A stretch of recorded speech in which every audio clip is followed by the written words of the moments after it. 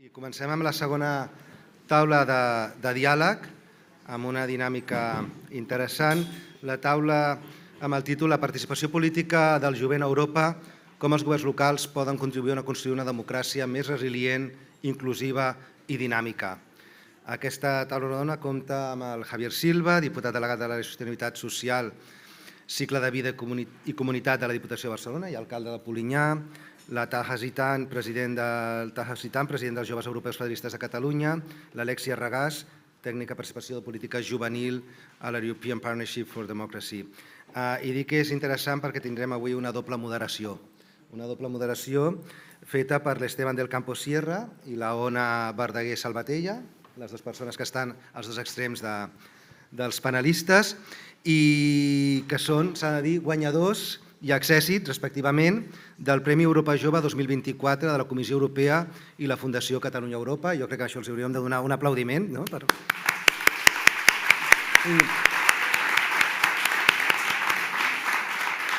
I què millor que ells que conduir-nos i acompanyar-nos i moderar aquesta taula de diàleg. Així que, Esteban, Ona, quan vulgueu. Gràcies. Bon dia a tots i totes i benvinguts a la segona taula de les 26enes trobades municipals europees. El meu nom, com bé et deia, és Esteban del Campo, soc estudiant de Dret de la Universitat Pompeu Fabra i també guanyador del Premi Europa Jove 2024, organitzat conjuntament per la Fundació Catalunya Europa i la Comissió Europea Barcelona.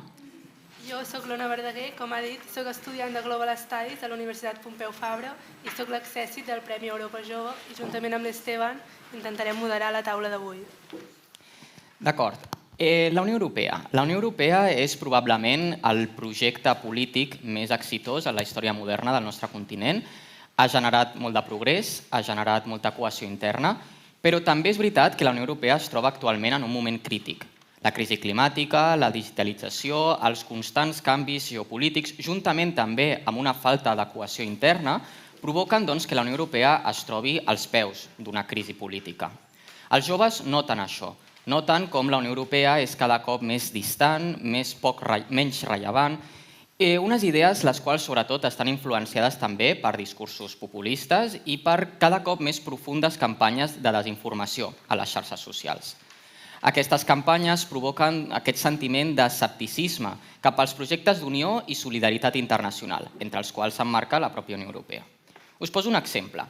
El Centre d'Investigacions Sociològiques revelà a l'abril de 2024 que el 60% de joves espanyols percep que les decisions de la Unió Europea no tenen cap impacte en la seva vida diària. A més, com comentàvem també a l'anterior taula, només el 36% de joves catalans es senten bastant o molt europeus. Aquestes idees es tradueixen després en l'acció política del jovent. A les últimes eleccions europees va haver-hi un descens de la participació electoral. Els menors de 25 anys només hi van votar un 36% d'ells. Les principals raons per no votar de la resta, la manca d'interès, la desconfiança en la política i sentir que el seu vot no canviaria res. Per al jovent és molt important. El jovent no només és el futur de les nostres institucions i principis i valors democràtics, sinó que també ens pot ajudar a que les polítiques actuals tinguin unes perspectives més innovadores. Els governs locals, com les administracions més properes a la ciutadania, han de garantir que el jovent pugui dir la seva, que la seva veu sigui escoltada i valorada. I és per això que ens hi trobem en un debat com el d'ara mateix. El debat amb el qual ens trobem rep com a nom la participació política del jovent a Europa, com els governs locals poden construir una democràcia més resilient, més inclusiva i més dinàmica. Per parlar d'aquests temes hi tenim avui a tres magnífics ponents. Xavier Silva és des de 2015 l'alcalde del municipi de Polinyà. Actualment és diputat delegat de l'àrea de cicle de vida i de comunitat a la Diputació de Barcelona i llicenciat en Ciències Polítiques i de l'Administració per la Universitat Autònoma de Barcelona. I tot i que la seva trajectòria laboral es va desenvolupar en els seus inicis en el sector comercial privat, va combinar aquesta trajectòria amb la seva vinculació al Partit Socialista de Catalunya des de l'any 2010, on hi ha tingut diversos càrrecs. Amb una consolidada trajectòria en l'àmbit públic, en el disseny i implementació de programes estratègics locals, Xavier Silva Pérez és reconegut per la seva especialització en polítiques de joventut i de cicle de vida. Taha Zitan és jurista per la Universitat d'Estrasburg, especialitzat en la Unió Europea i la regió MENA, i actualment està cursant un màster a l'Escola Diplomàtica de Barcelona. És president dels Joves Europeus Federalistes de Catalunya, organització fundada el 1949, present en 37 països i amb més de 40.000 socis, i precursor de la iniciativa Municipis Europeus a Catalunya, amb més de 300 municipis arreu d'Europa. També està present a la Junta Directiva del Consell Català de Moviment Europeu i és membre fundador de l'Assemblea Euroregional dels Joves. Finalment, l'Alexia Regàs és tècnica de participació política juvenil en l'entitat European Partnership for Democracy, donant suport a les iniciatives d'incidència política d'organitzacions de joves. L'European Partnership for Democracy és una associació amb l'objectiu de reforçar el suport a la democràcia europea mitjançant la construcció d'una comunitat que defensi i actuï pels valors democràtics arreu del món. L'Alexia va estudiar Relacions Internacionals i té experiències en organitzacions internacionals de la societat civil, els sectors de cooperació pel desenvolupament i el suport a la democràcia, i el seu interès pel paper de la joventut en la democràcia es va desenvolupar participant com a voluntària en organitzacions de joves, com per exemple Puerta de Àfrica. Fetes les presentacions, donarem inici a la taula. El meu treball de recerca sorgeix d'uns resultats desastrosos quan passa una enquesta entre els meus coneguts sobre preguntes bàsiques de la Unió Europea. Allà me n'adono que el principal problema dels joves és que no els interessa la Unió Europea. Per tant, la seva desinformació és completa envers la política que s'hi fa a Europa. D'aquí sorgeix la primera pregunta de la taula d'avui. Com pot ser que, malgrat la vocació de les institucions europees de ser properes a la ciutadania, aquest acostament encara no sigui possible i molts joves sentin que Europa o que la Unió Europea està molt lluny? Per tant, vosaltres què faríeu o què feu ja per evitar aquesta desconnexió total entre els joves i la política europea? Si vols començar, per exemple, Alexia. Crec que donaré exemples bastant concrets de coses que creiem que la Unió Europea hauria de fer per arribar als joves. I potser quins són els problemes. Jo diria que en general, abans de començar, estem en una bona direcció, sobretot des dels últims 5 anys, però encara falten coses a polir. Llavors, per exemple, està molt clar que necessitem recursos, recursos per respondre a necessitats reals dels joves, que si mobilitat, espai de treball, recursos per a educació. Tenim exemples, tenim el Fons Europeu de Desenvolupament Regional, tenim el Fons Social Europeu, que són a més fons descentralitzats que s'apliquen a nivell local. Potser un dels problemes aquí és una manca de visibilitat. No sé, quan fem un programa d'ocupació del SOC, no sé fins quin punt sabem que hi ha un cofinançament europeu. Una segona part seria, sempre dient, s'ha d'informar bé, hi ha d'haver una educació cívica, els joves han de saber què vol dir la Unió Europea a les seves vides i potser necessitem dirigir una informació millor als joves. I jo diria que també tenim exemples. Tenim exemples com, per exemple, no sé si coneixeu Palumba. Va ser una app que va ser creada per joves de diferents països europeus per a aquestes eleccions del Parlament Europeu de 2024 i això és una iniciativa clara utilitzant comunicació digital creada per joves i dirigida als joves i era molt simple. Simplement et donava formulacions o frases fetes i tu havies d'explicar si estaves d'acord o no. Simplement com si fos un Tinder, lliscant a la dreta o a l'esquerra. I amb això et donava un diagnòstic de amb quin partit polític a nivell europeu i no local estaves més alineat.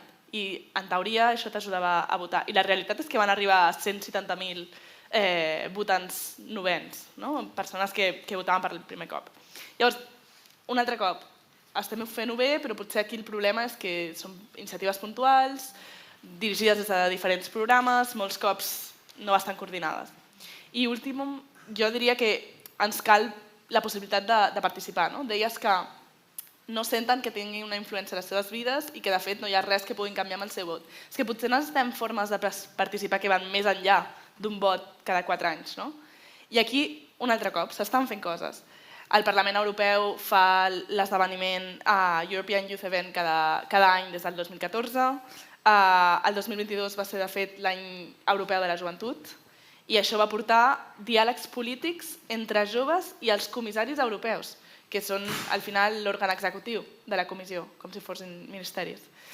I ara, de fet, des de les noves eleccions, aquests comissaris europeus se'ls han encomanat perquè aquests diàlegs es facin en els primers 100 dies.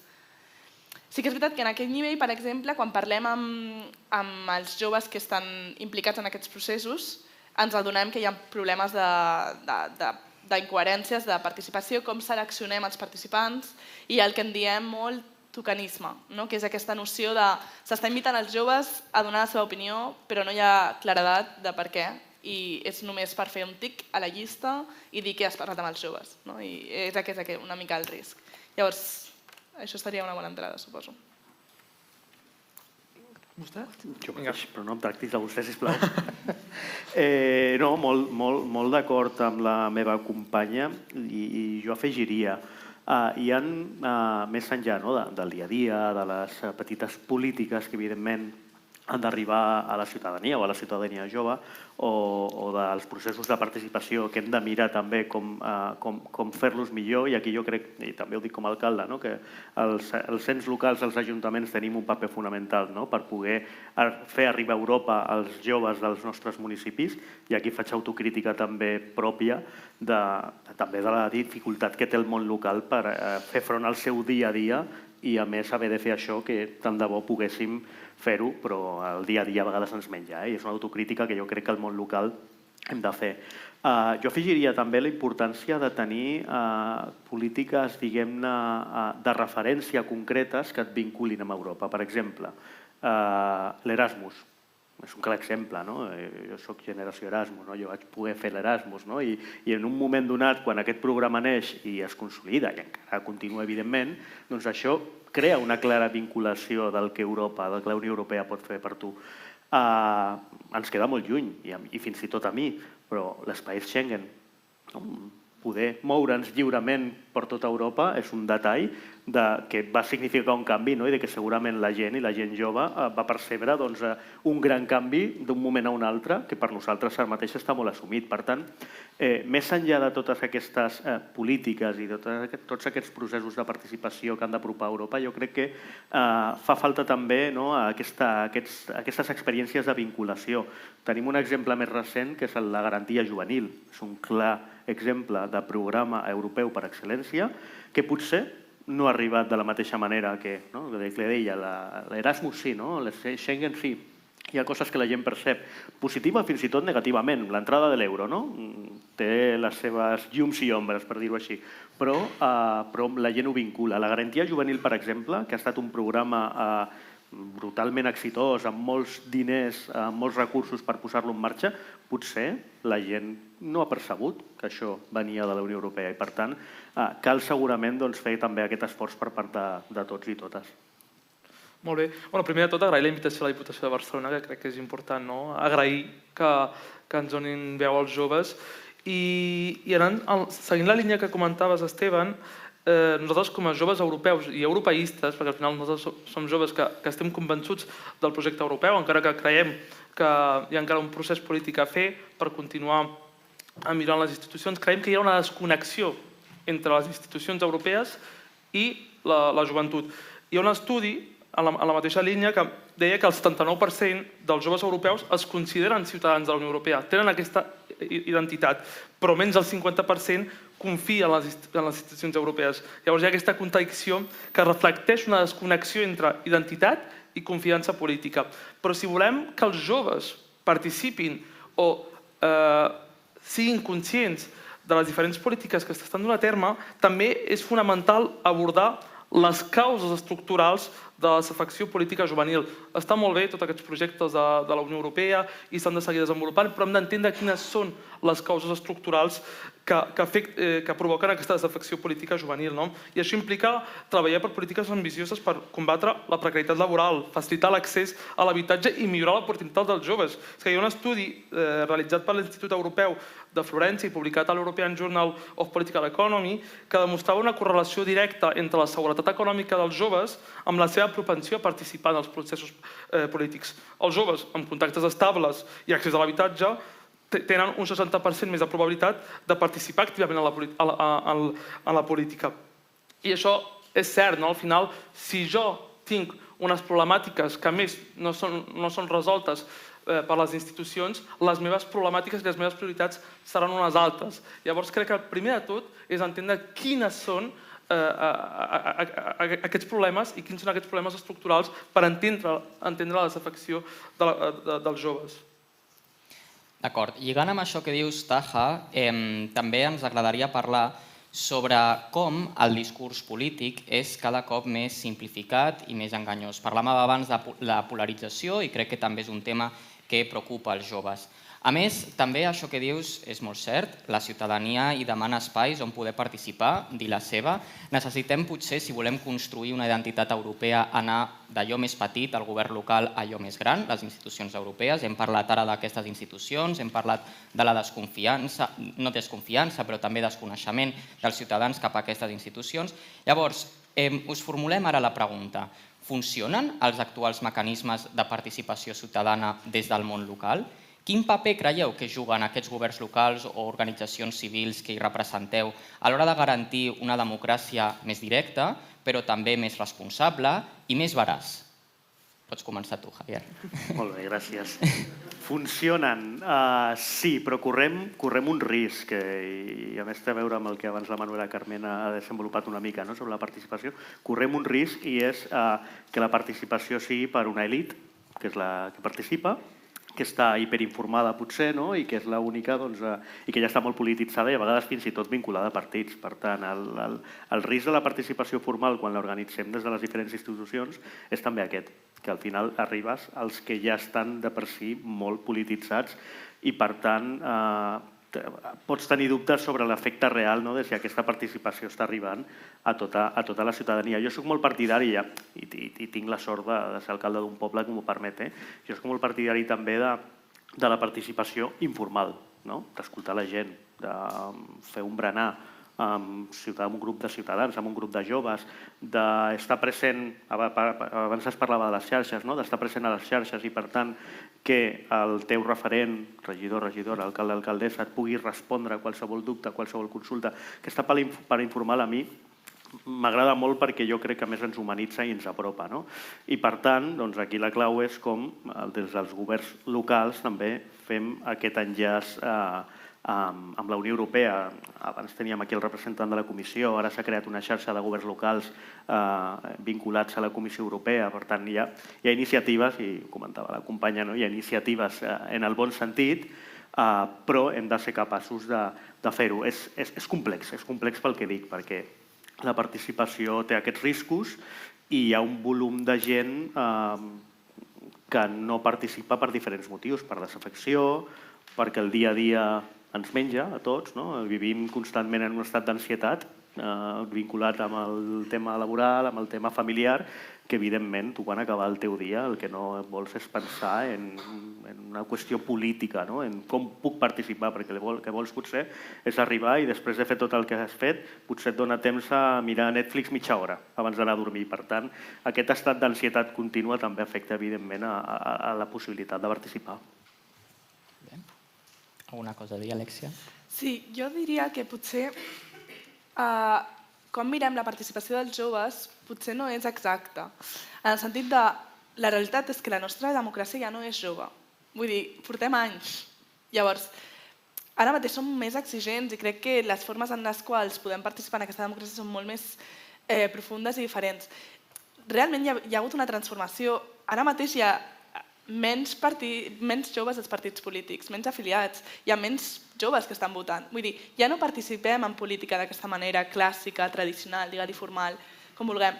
Ens estem movent una mica i crec que és normal que hi hagi una dificultat per als governs locals i també internacionals a interactuar amb aquestes formes diferents de participació, perquè crec que els joves avui en dia estan participant de forma que és molt difícil d'institucionalitzar. Per mi hi ha una participació jove clara, informal, a les organitzacions de societat civil, als CAUs, als esplais, a tota mena d'organitzacions culturals, però també de forma encara més difusa. Mobilitzacions sense lideratges claus, ocupacions d'espais, tenim activismes, moviments socials que són molt difusos i que es volen així, que a més van per temàtica, no s'inscriuen en una ideologia completa, en un programa supercomplex, com seria el del partit polític. I si encara vaig més enllà, tenim encara formes més difuses de participació perquè ens ho han permès les tecnologies. Llavors, els activismes digitals, totes les formes de polititzar-se en internet, d'utilitzar les xarxes per veure mitjans de comunicació independents, perquè no volem potser seguir els mateixos. Llavors, crec que el repte real de com fer que funcioni és com els governs locals poden incorporar tot aquest moviment, perquè en realitat els joves sí estan participant. I després podem parlar, potser fer una separació entre què passa amb els que tampoc estan participant d'aquesta manera. Jo crec que ho separaria així, potser pot. Jo en aquest context crec que els governs locals es troben en una posició paradoxal. Per una banda, són percebuts com l'esfera del govern més propera i accessible per als joves. Un estudi recent, a més de l'Agència Europea dels Drets Fonamentals, indica que el 47% dels joves senten que tenen més veu en el seu govern local que en els nivells nacionals o europeus. I això no em refereixo a espais polítics tradicionals, com el fet de formar part d'un partit polític o ser militant, sinó des de la societat civil. Però de la mateixa forma, jo com a jove associat també entenc que, encara que tingui les meves reivindicacions, moltes vegades no són escoltades. Llavors, aquesta proximitat teòrica no es tradueix necessàriament en una major participació efectiva o en polítiques que responguin adequadament a les necessitats juvenils. Els ajuntaments i les altres entitats locals, com la Diputació, sovint es troben limitats per la manca de recursos i competències per implementar polítiques integrals de joventut. I llavors hem de veure quins són aquests projectes, aquests programes que permetin desenvolupar la participació juvenil a través dels nous contextos que estan sorgint, com per exemple la digitalització dels joves. Vull posar exemples molt ràpidament de municipis europeus que han funcionat força bé. A Alemanya, a la ciutat de Friburg, ciutat que a més vaig poder tindre l'oportunitat de viure molt a prop, van desenvolupar una plataforma digital de participació que es anomenava, no entenc alemany, però era Joves per la Participació, i aquesta eina el que feia, el que permetia, era als joves proposar i votar projectes per la ciutat, fomentar així la seva implicació. Llavors crec que és important entendre que els joves tenen les seves dificultats, tenen les seves reivindicacions, els municipis intenten i procuren que aquestes preocupacions puguin ser escoltades, però al final ens trobem amb les limitacions que pateixen els propis municipis, amb la falta de coordinació, i aquí avui també m'agraden molt les dades, i vull posar un altre repte, que hi havia un informe del Comitè Europeu de les Regions que va revelar que només el 37% dels municipis europeus tenen mecanismes formals de coordinació amb els governs regionals i nacionals. Volem que els joves siguin escoltats, volem utilitzar el món local com a altaveu per a aquests joves, però no hi ha una coordinació amb els governs regionals i nacionals. Llavors hem d'entendre aquestes problemàtiques, hem d'entendre aquests desafiaments que són desafiaments estructurals, i si no arribem a resoldre aquests desafiaments estructurals no aconseguirem polítiques coherents i efectives i que vagin de la mà dels joves. Nosaltres, des de la Joventut Europea Federalista, hem procurat desenvolupar diversos projectes. Tenim el projecte Municipi Europeu, que va aterrir aquí a Catalunya fa 2 anys, amb l'objectiu d'arribar als municipis, perquè creiem que al final hi ha aquesta desconnexió entre les institucions europees i el món local, i això es tradueix també en una desconnexió dels joves. Llavors, aquest projecte, que es basa en pintar un banc per a Europa, però no deixa de ser merament simbòlic, nosaltres hem volgut donar un pas més endavant, i el que fem és que signem un conveni amb aquest municipi on ens comprometem durant 4 anys, tant el municipi com a nosaltres, de desenvolupar activitats europeistes o activitats per als joves, perquè els joves es puguin sentir copartícips d'aquests processos polítics. Llavors, a dia d'avui, a tota Europa som més de 300 municipis. Aquí a Catalunya l'objectiu és que a finals d'any arribem als 100 municipis, una mica la nostra fita, però a partir d'aquí hem d'entendre quines són aquestes dificultats. Tots tres parlàveu, doncs, de la participació, tant participació convencional al vot com participació no convencional, potser més difícil de ser institucionalitzada, com deies tu molt bé. Llavors, deies tu una cosa molt interessant, Javier, que era quan parlaves de com la gent arriba cansada. La gent arriba al final del dia, l'únic que vol és veure Netflix i no té ganes ni energia per participar, sobretot els joves.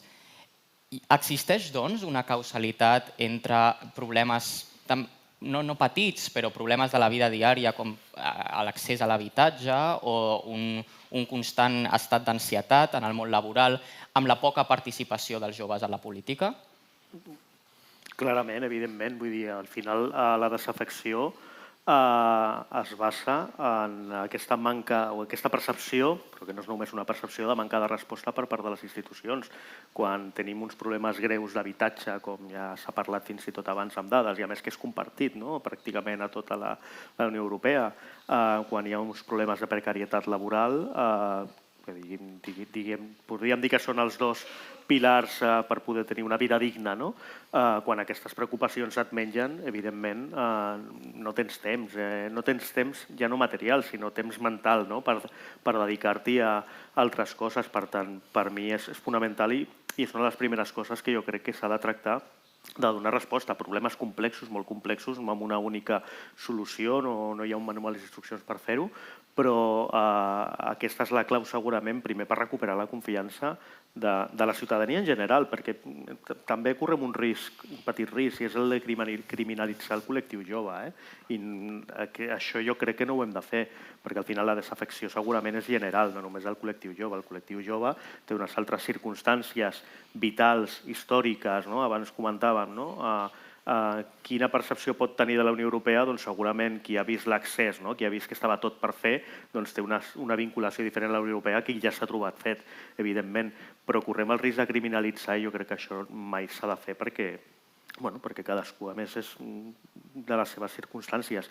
Jo, per posar un exemple, ja vaig una mica als anteriors joves, jo soc millennial, abans ho parlaven, de l'any 86.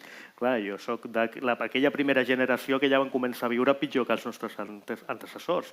Jo soc d'aquells que havia d'anar a la universitat, que a més havies d'anar a la universitat i tenies garantit que anant a la universitat tindries una vida millor i ho tindries resolt. I la meva generació ens vam trobar la crisi immobiliària del 2008 i financera entrant al mercat laboral i hem viscut totes les crisis. Per tant, jo crec que hi ha una feina aquí per recuperar aquesta afecció política tan necessària.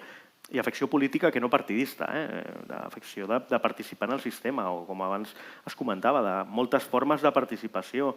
És que fer un post a Instagram, fer un vídeo a TikTok, fer a X, espero que cada vegada menys, però fer participar a X és política també, tot és política, qualsevol opinió és política. Quan algú em diu això de ei, no, jo no soc polític, no, en el mateix moment en què tu tens una opinió del que sigui, ja estàs participant i ja estàs fent política. Per tant, hem de recuperar segurament això, donant resposta al que aquí s'ha comentat, que són els principals greuges que hi ha cap a la població i molt especialment a la població jove. Crec que agafaria només un moment, perquè, de fet, treballo a l'European Partnership for Democracy, com hem dit abans, que en realitat és només una aliança d'organitzacions que fan suport democràtic a diferents països. Llavors, parlem molt de democràcia, intentem entendre tota aquesta desafecció. I jo sempre em pregunto el mateix, perquè també treballem a fora, vull dir, treballem amb Lesotho, treballem amb Nepal, amb Zimbabue. Llavors, són països on no hi ha potser encara una cultura democràtica, però els joves són els que estan demanant-ho.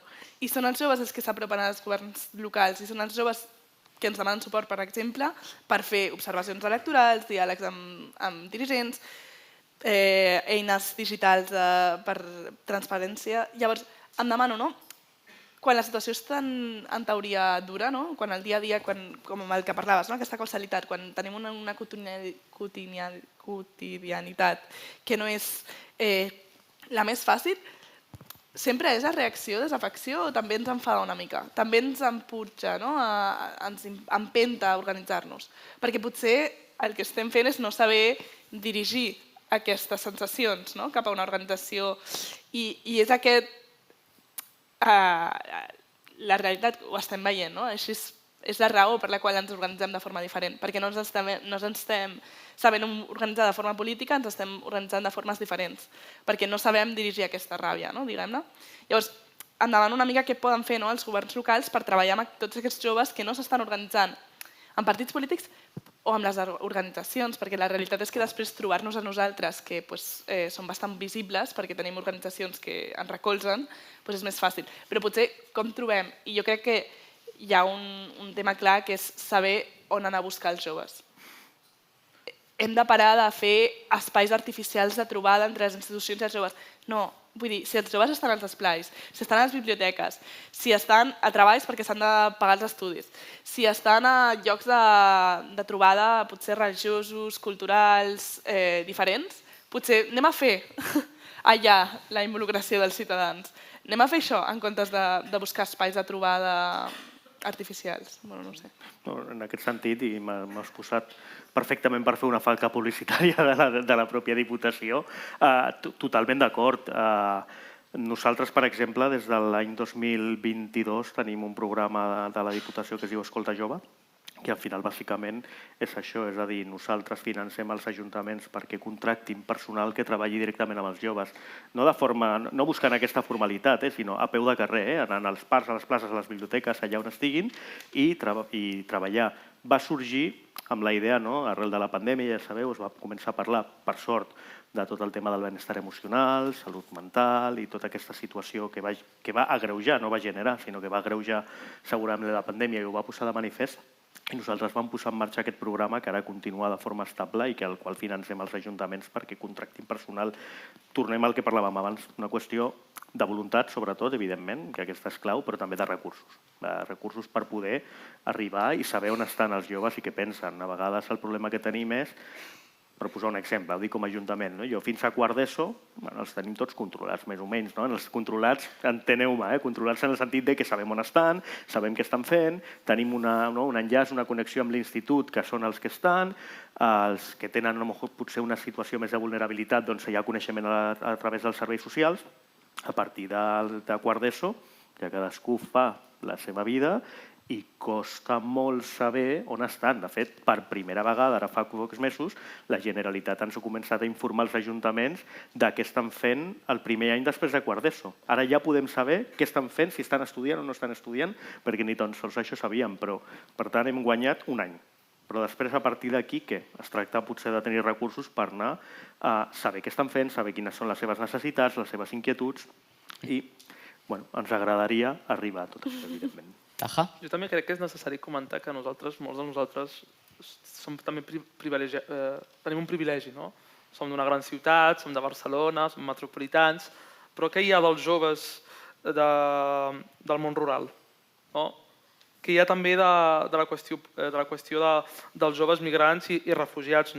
Al final s'enfronten a barreres addicionals per la participació, incloent obstacles lingüístics, legals i culturals. Llavors, està molt bé parlar nosaltres com a joves privilegiats que hem tingut una educació, que hem tingut l'oportunitat de poder viatjar, de poder descobrir què és la Unió Europea, quins són aquests processos polítics, però també hem de tindre en compte els joves que no tenen els mateixos recursos. També els hem d'incloure en aquests espais. I això és important i molts cops no es parla i és per això que crec que s'ha de fer aquest esforç per part del món local, però també amb coordinació, evidentment, amb els governs regionals i nacionals. Però crec que és important també dir-ho, no? No, només un petit apunt en aquest tema de diversitat, perquè crec que és un discurs que tots sabem, que sempre estem, ostres, hem d'incloure, sabem que només hi ha els joves privilegiats que arribaran a estar a les estructures més estructurades. M'agradaria saber el com, no? Vull dir, tu no pots pretendre involucrar els ciutadans si no estàs fent, per exemple, una compensació econòmica bàsica, simbòlica, per garantir que les persones que havien de treballar aquest dia puguin venir, simplement. No pots pretendre, per exemple, fer un procés de consultació ciutadana si no els diràs exactament què faràs amb la seva informació, si sortiran en fotos, si l'objectiu de la consulta hi respondràs, en què resultarà, perquè és una persona que està invertint el seu temps. Llavors, m'agradaria saber com totes les maneres que podem treballar en aquest tema de la diversitat, perquè no basta només en dir hem de fer una bona recerca d'on estan els joves o quins grups socials tenim al nostre municipi. Crec que hi ha moltes mesures que són necessàries per posar en un peu d'igualtat. Vull dir, que si físiques, que si traducció, quines són les llengües dels joves. Hi ha 1000 mesures que arribem a fer, per exemple, per vendre els productes, perquè la indústria del màrqueting ho sap també, i en canvi els governs no hi arribem. Vull dir, no sé. Sí. Vols dir alguna cosa? Perquè som els darrers en arribar a tot. Això ens passarà amb la intel·ligència artificial també, som els darrers en arribar a tot. No, té tota la raó, evidentment, jo tinc la sort en aquest cas i a vegades potser no arribo a reflexionar tant perquè al ser un poble, diguem-ne, petit, més cohesionat segurament, tota aquesta diversitat que existeix igualment, però no existeix de la mateixa manera, però evidentment estem farts de parlar de diversitat, d'interseccionalitat i evidentment també entre el jovent com en qualsevol col·lectiu també hi ha molta diversitat i per tant moltes formes d'escoltar, de donar resposta i a més afegeixo la dificultat de fer-ho a més sense paternalisme, que això també i reconec que a les institucions ens costa no fer-ho sense aquest paternalisme, sense dir sí, però la forma correcta de fer-ho és aquesta, jo t'escolto i molt bé, però i a vegades ens costa perquè les institucions a vegades també són molt quadriculades i perquè també segurament hi ha una qüestió també d'edat pròpia nostra, com jo he viscut ser més que tu i això ens passa i no necessàriament és així evidentment, sinó que hi ha també molta diversitat en els projectes o en els trajectes vitals de cadascú i cadascuna. Com ho veus tu, Taha? Bueno, jo vinc de contextos migratoris, vaig néixer al Marroc i vaig tenir l'oportunitat de créixer aquí a Barcelona i ja parlo des de la meva experiència personal, jo veia que havia de ser jo qui havia d'anar per poder participar. Veia que ni els ajuntaments, per la falta de recursos i tot el que comentàvem, ni els governs venien a nosaltres. Llavors hi ha aquest problema estructural, també molt d'acord amb el que comentaves, i què s'ha de fer? Aquesta és la qüestió. Què s'ha de fer?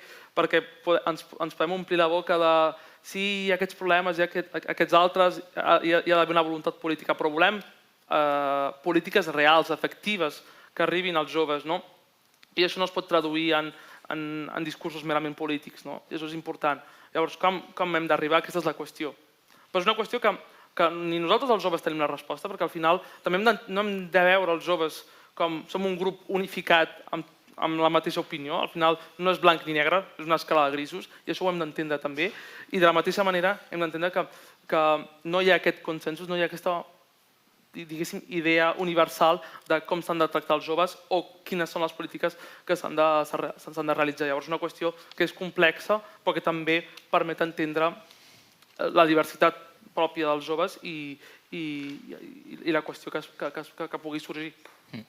Doncs hem estat dialogant sobre la construcció d'una millor i més propera Europa, però agafem la lupa, fugim de discursos abstractes, sovint objecte de crítica de la Unió Europea, i us pregunto, un petit espai de publicitat, us deixaré a tots vosaltres, quin exemple, prioritat o bona pràctica creieu que des de les vostres institucions, aquelles que hi representeu o en aquelles en les que col·laboreu, esteu ajudant a construir una millor democràcia europea? Tu, Taha, parlaves abans dels municipis. Sí, bàsicament el projecte de municipis europeus, ho he explicat abans, però bàsicament és una iniciativa que neix a Itàlia i a França, que bàsicament implica els joves, implica els municipis en... Perdoneu, estic ara, m'he perdut ara, però bàsicament el projecte de municipis europeus és un projecte de la Joventut Europea Federalista d'Europa i implica contactar els municipis per pintar un banc per Europa. Però nosaltres, com a Joventut Europea, creiem que l'europeisme naïf, el simbolisme està molt bé, però hem d'anar un pas més endavant i és per això que hem desenvolupat des de fa poc una mena de conveni amb aquests municipis, un conveni de 4 anys, en el qual nosaltres com a Joventut Europea ens comprometem a dur a terme activitats europeistes en el territori, des de jornades europees de mobilitat o de formació, perquè puguem atraure els joves, perquè al final els joves percebeixen que hi ha aquesta desconnexió amb les institucions. Llavors nosaltres com a joves hi hem d'arribar i al mateix temps també fem que els ajuntaments es comprometin durant 4 anys a inculcar els valors europeus i a transmetre tota la qüestió europea als petits territoris. Llavors, us explico, a dia d'avui estem presents en 300 municipis de tota Europa, grans municipis com Brussel·les, i aquí a Catalunya des de fa 2 anys vam començar amb Cubelles, amb Capdavant, amb Caldes de Montbui, i la idea és arribar a tots els municipis, no únicament limitar-nos a les capitals de província o als grans municipis, sinó arribar a aquests petits municipis que estan més desconnectats de la qüestió europea. Llavors és un projecte que creiem que és ambiciós, que requereix tota una feina, però que al mateix temps creiem que és important perquè al final va dintre d'aquesta línia nostra d'arribar als joves, però implicant el món local i les institucions europees. Però al final, ja et dic, nosaltres som europeistes, creiem que Europa és el camí a seguir, però també creiem que hem de generar aquests espais de debat i reflexió. No hi ha blancs i negres, hi ha escala de grisos i a partir d'aquí hem de generar aquests espais de treball i de debat. Alexia, algun exemple? Jo crec que, com deia, l'organització que represento és una mica una aliança de moltes organitzacions, llavors fem moltes coses, però jo realment, si hagués d'anar a una prioritat clara, perquè els governs locals siguin més propers, tornaria una mica al que estava explicant la Manuela, que és per mi la clau. Vull dir, necessitem una democràcia on es participi més enllà de les eleccions i ha de ser estructural. No pot ser que siguin iniciatives, no pot dependre de la voluntat política d'una persona, d'una institució que vulgui fer un dia una consulta. Vull dir, això, i ja tenim els marcs legals a nivell de l'OECD, hi ha una recomanació a nivell de la Unió Europea, hi ha la recomanació on es diu que clarament es reconeix que quan fas processos participatius estàs restaurant la confiança en les institucions. Llavors, per mi aquesta seria la prioritat i llavors el com són tres coses molt simples. El primer, necessites un marc, un procés polític molt clar en el que tu vols que aquestes persones participin, en aquest cas, joves. Quan entenguis clarament què estàs fent, què és un pla de l'Ajuntament, quin és el marc polític. Segon, has de tenir un objectiu polític. Per què vols aquests joves? Per què vols la seva contribució? Els vols consultar? Només vols saber si l'eficiència de la política que has fet arriba a un nivell? Vols una cocreació? Els vols involucrar? Vols assegurar els seus drets i que siguin part de la busca de solucions? O vols realment una col·laboració? Els vols deixar decidir parts del pressupost o els vols deixar gestionar coses? Els consideres com a cogestors d'algunes polítiques?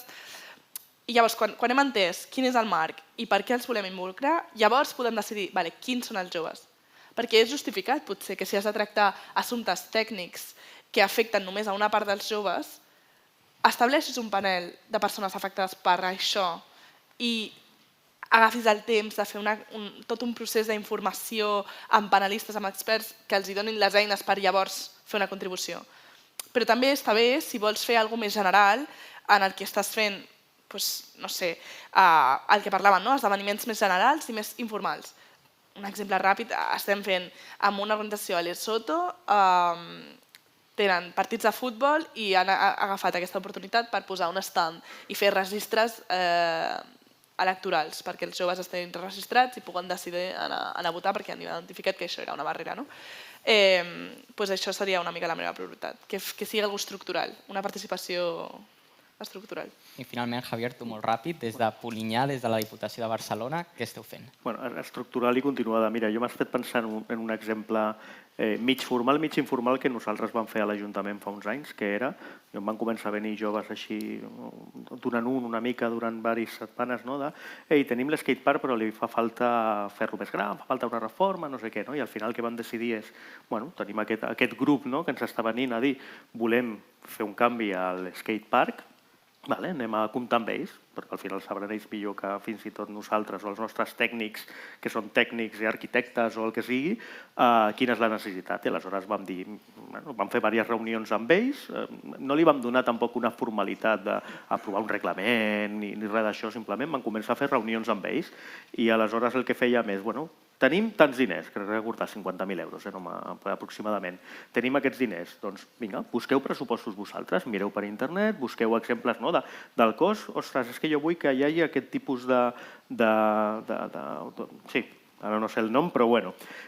I per tant, també els van fer corresponsables, de dir, els diners són finits, evidentment, podem arribar fins aquí. Si tenim 8.000 habitants no podem tenir un skatepark d'una ciutat de 200.000, això és evident, però aleshores van coparticipar en la creació d'això. Al final ells mateixos van decidir, sent conscients a més del límit econòmic, del que havia de fer. Per tant, replicar tot això, i també ho deia bé l'Alexia, potser no cal buscar la implicació de tothom en tot, perquè a vegades és una qüestió de grup d'interès. En aquest cas, evidentment, qui no tenia cap interès en l'skatepark no va participar. però potser participant d'una altra manera. Per tant, aquests vincles que pots crear en diferents tipus de processos més o menys formals són els que també poden restaurar certa confiança, evidentment, en les institucions. Tornem a dir-ho, amb les dificultats que comporta que mentre a l'Ajuntament estem fent això, estem dedicant temps a això, no ho estem fent en altres coses que per qüestió de recursos ens costa. Però, coses com aquestes, evidentment, des de la Diputació també, perquè al final la Diputació el que ens dediquem és a recolzar els ajuntaments en tots aquests processos també formals i informals, en aquest acompanyament, i per tant, jo crec que és clau segurament sortir més enllà, i ja s'ha dit aquí, hem d'anar a votar cada 4 anys i ja està. Això no és res, fins i tot qui no va votar té dret a continuar participant, que està molt, es diu molt, si no votes no tens dret a opinar, potser el fet de no votar també és expressió política d'alguna forma i per tant tens tot el dret a no votar i tot i així participar i per tant hem de buscar aquesta forma de participar amb aquests diferents grups d'interès que puguin haver. Sí. Els fons Next Generation, el finançament de la Unió Europea per projectes com aquest podrien funcionar molt bé. L'únic, jo diria que també soc molt conscient d'on estem parlant. Crec que a Barcelona és mirada pel món, en plan, entre la plataforma Decidim, els plans de l'Ajuntament per implicar els joves al Pla de Joventut de 2030. Vull dir, tenim les capacitats, no sé si els recursos, no treballo a l'Ajuntament, no ho sé, però tenim les persones que estan estudiant això i que ho estan implementant a la província de Barcelona. Vull dir, no cal anar molt lluny i després també hi ha recursos a nivell europeu de forma gratuïta que estan apoyant, que estan recolzant les institucions locals, estic segura, però tenim les capacitats. Això es veu. Arribant al final de la taula, ens agradaria obrir una ronda de preguntes al públic per qualsevol que tingui algun dubte. Convidem a participar tots i totes. Sí.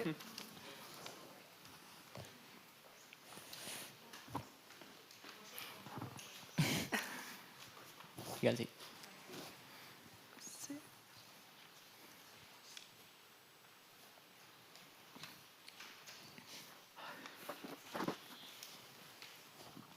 Sí, bon dia. Blanca Padró, segona tinenta alcaldessa de l'Ajuntament de Santa Coloma de Gramenet i estic amb un dels ponents amb el TAJA a la Junta Directiva del Consell Català del Moviment Europeu. Llavors, m'agradaria destacar la importància dels joves com a interlocutors dels altres joves, per entendre'ns, que gent com vosaltres ens pugueu ajudar a totes les persones que som europeistes i defensores de la democràcia, perquè el que observem sempre en el dia a dia és que la gent escolta més, no sé si està demostrat científicament o no, però que la gent escolta més a la gent de la mateixa franja d'edat. És una realitat. Quan parles amb gent jove, escolten més si els hi parla un altre jove que no algú de 50 anys. També ens hi trobem amb la gent gran, de vegades fem moltes coses amb la gent gran.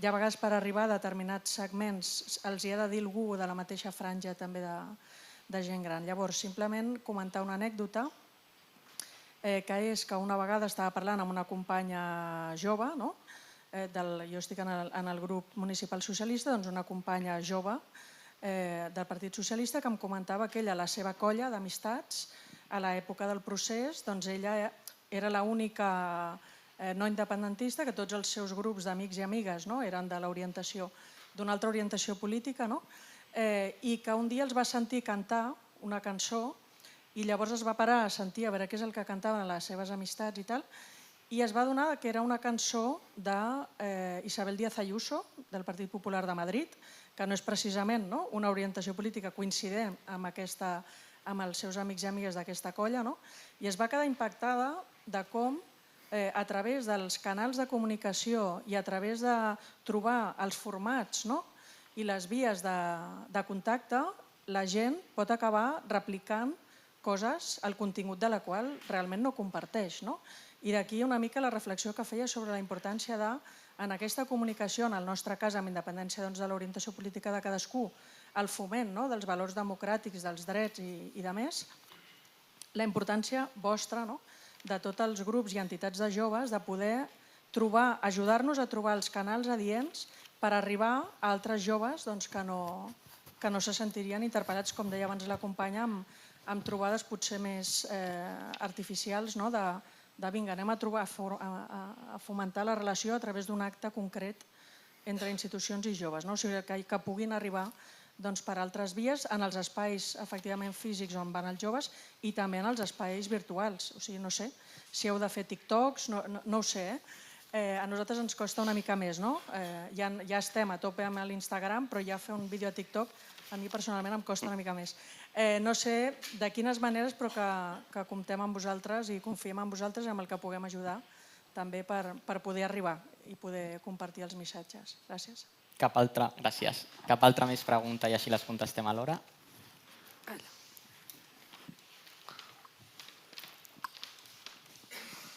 Hola, jo sóc la Dolors Camats de la Fundació Catalunya Europa i jo us faria... Primer començaria, com veia la Blanca, amb una petita anècdota. Quan jo recordo haver participat com a jove en consells de joventut i en una reunió amb un alcalde precisament li demanàvem participació juvenil i ell ens deia, participar, és que el que voleu és manar i decidir. I jo crec que a mi em va il·lustrar o m'ajuda una mica a formular la meva pregunta. Efectivament, per mi la participació en democràcia vol dir moltes coses, però també vol dir accés al poder. Vol dir tenir capacitat d'incidir i de decidir. I també en democràcia decidir, manar, tenir poder, té dues cares. D'aquell que l'ostenta, de les institucions que en el seu moment en tenen la responsabilitat, que han de tenir confiança, és a dir, han de cedir, han d'obrir, no han de tenir por, han de deixar, declineu-ho com vulgueu. I no sé si a vegades això passa o si sempre passa de suficient manera, però alhora també exercir el poder i en democràcia per mi té la responsabilitat, vol dir fer-se, també ho heu dit, copartícip, corresponsable, saber que té límits, que no pots fer el que vols, que els teus drets s'acaben on comencen els drets dels altres, per tant que hi ha una mica drets i deures per les dues bandes. I volia saber, que no és una reflexió només pels joves, sinó segurament per la participació ciutadana en general, vosaltres quina opinió teníeu d'aquest binomi de confiança i responsabilitat, potser més de cara als joves, i saber la vostra opinió i fins i tot la dels 5, no només la dels 3. Gràcies.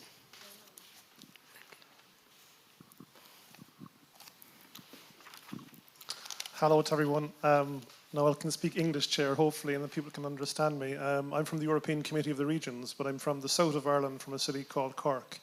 And actually, everything you've actually said in your conversation, your debate, kind of is the same in the south of Ireland. So we're dealing with the same issues and challenges. But I'd like to say, well done on everything you're actually doing. I actually found this panel very refreshing and very engaging. And this region is very, very, very lucky to have yourselves in all that you're actually doing. So that's the first thing. Keep that up. My question, chairs, is just you mentioned schools. I think maybe all of you kind of mentioned schools. Maybe somebody mentioned universities.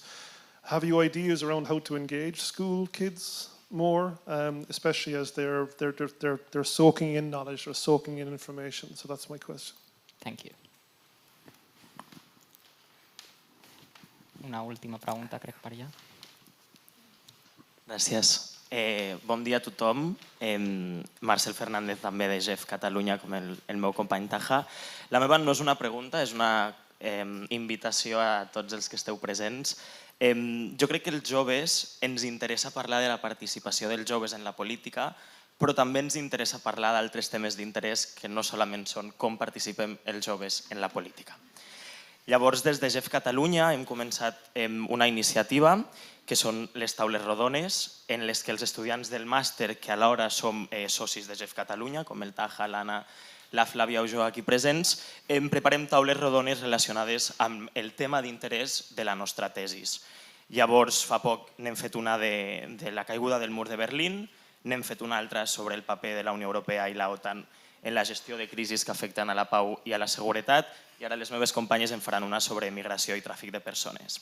Llavors, si volem, la participació dels joves en la política és molt important que gent de totes les edats i de tots els àmbits participin en aquests debats o en aquestes taules organitzades per gent joves. Així que us animo a que ens seguiu a les nostres xarxes socials i que ens puguem veure en algun dels actes que participem. Gràcies. Sí? Perdó.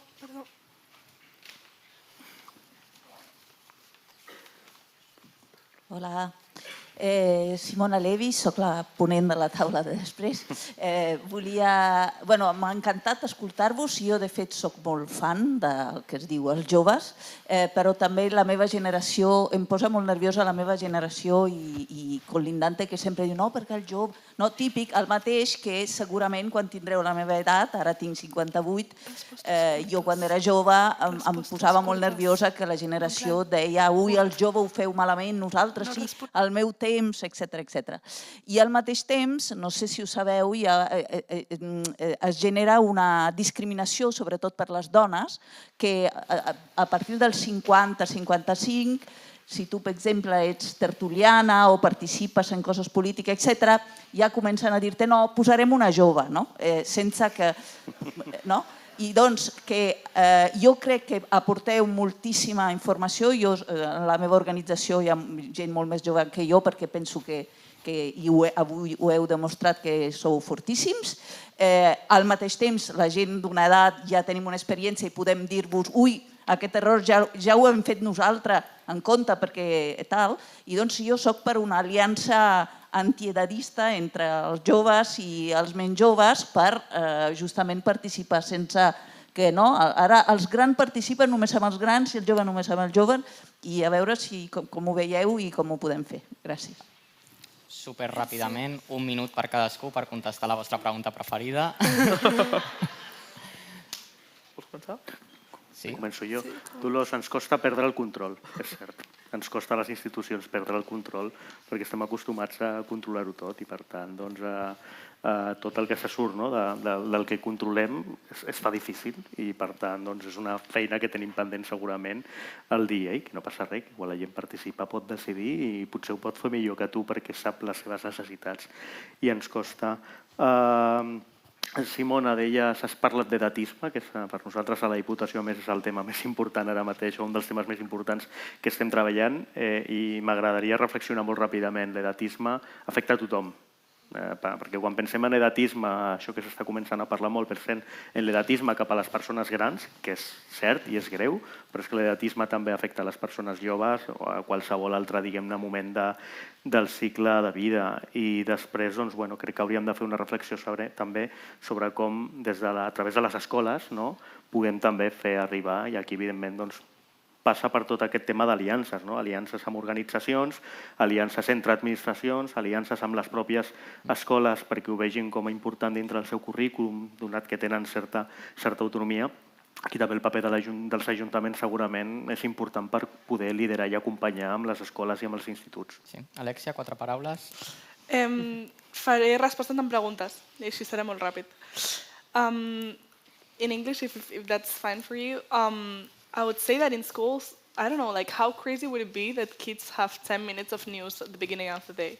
How crazy would it be that someone teaches them how to understand where to find news? Maybe not kids when they're so young, but when they're 16, they're able to decide on a lot of topics already. Per la qüestió dels grups i les entitats i la seva responsabilitat per ajudar a arribar a altres joves, em pregunto com aquestes entitats tindran recursos si les administracions públiques no els tenen. Vull dir, organitzar-se entre joves i arribar a més joves demana recursos. Jo crec que simplement demanaria recolzar i donar aquestes iniciatives i que ells ho facin, potser. Però sempre, per la meva experiència, sempre que ho hem intentat fer, falten recursos. Però ja ho sabeu, com a administracions. I després, només el del poder de decisió, m'encantaria saber per què ens fa tanta por donar poder a les persones, però no ens fa por donar poder als comerços, a les empreses, als grans actors econòmics que financen grans projectes. Per què no ens fa por aquesta transferència de poder? Molt ràpidament, estic molt d'acord amb el que comentaves. Crec que ha de ser un procés natural, no forçat, i no hi ha prou amb oferir espais de participació, cal reformar les estructures per fer-les més inclusives i receptives per als joves. La qüestió és com, hem d'implicar els joves per saber com. Gràcies. Ara sí que arribant al final d'aquesta taula rodona ens agradaria donar les gràcies als 3 ponents per les increïbles aportacions que heu fet i a tots vosaltres per haver-nos escoltat i esperem que us hagi agradat. Moltes gràcies.